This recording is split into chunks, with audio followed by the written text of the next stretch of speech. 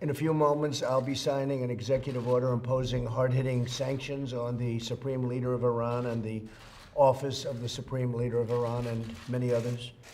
Today's action follows a series of aggressive behaviors by the Iranian regime in recent weeks, including shooting down of U.S. drones. You shot down the drone. I guess everyone saw that one, and many other things. They've done many other things aside from the individual drone. You saw the tankers, and we know of other things that were done also which were not good and not appropriate. The Supreme Leader of Iran is one who ultimately is responsible for the hostile conduct of the regime. He's respected within his country. His office oversees the regime's most brutal instruments, including the Islamic Revolutionary Guard Corps. Sanctions imposed through the executive order that I'm about to sign will deny the Supreme Leader and the Supreme Leader's office and those closely affiliated with him and the office access to key financial resources and support. The assets of Ayatollah Khomeini and his office will not be spared from the sanctions. These measures represent a strong and proportionate response to Iran's increasingly provocative actions. We will continue to increase pressure on Tehran until the regime abandons its dangerous activities and its aspirations, including the pursuit of nuclear weapons, increased enrichment of uranium, development of ballistic missiles, engagement in and support for terrorism, fueling of foreign conflicts, and belligerent acts directed against the United States and its allies. The agreement that was signed was a disaster. It was not doing what it was supposed to do. Many bad things were taking place. And most importantly, it was so short-term that within a very short number of years, they would be able to make nuclear weapons, and that's unacceptable. Never can Iran have a nuclear weapon. Also included in this is we want the stoppage immediately of their sponsoring of terrorism. They sponsor terrorism at a level that nobody's ever seen before. And that's been over the last number of years, and they've taken all of that money that was given to them by the past administration, and much of it was given out to terrorist organizations. In fact, I remember when John Kerry was asked a question about whether or not this money will be spent for terror, he actually said yes, or at least he was referring to some of it, but he said yes, it will be used for terror. If you can believe that, we're giving them money, we're saying yes, it can be used for terror. That was not a good answer. But that was the least of it, frankly. So America is a peace-loving nation. We do not seek conflict with Iran or any other country.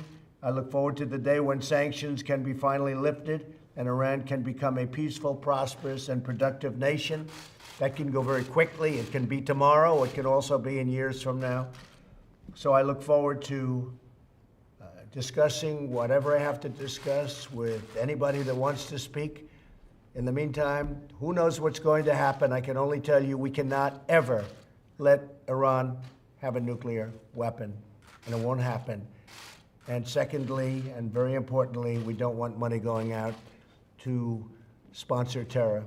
They are the #1 sponsor of terror anywhere in the world. So I'll sign this order right now, and I want to thank our military.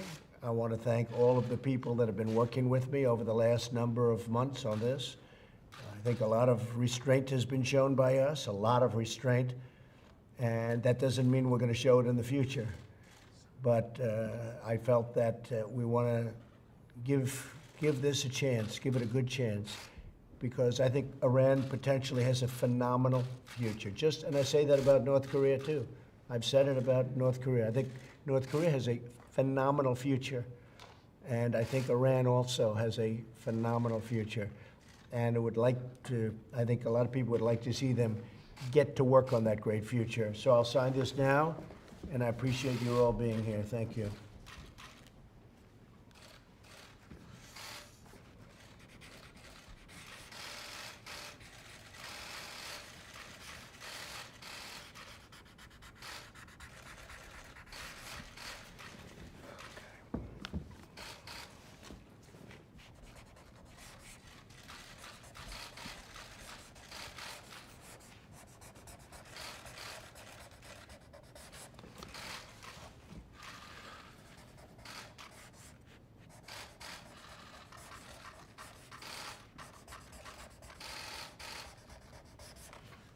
Okay, thank you very much, everybody. Mr. President, is your goal to negotiate a new deal with Iran? Mr. President, is your goal to negotiate a new We deal? would love to be able to negotiate a deal if they want to. If they don't want to, that's fine too. But we would love to be able to, and frankly, they might as well do it soon. But obviously, the people of Iran are great people. You know, I know many of them. I lived in New York, haven't been there very much the last 2.5 years, but I know many Iranians living in New York, and they're fantastic people. I have many friends that are Iranian, and it's just, it's very sad what's happening to that country. The deal should have never been done. It wasn't ratified by Congress, wasn't properly done, as you know, as a treaty. It wasn't properly done. It was incorrectly done.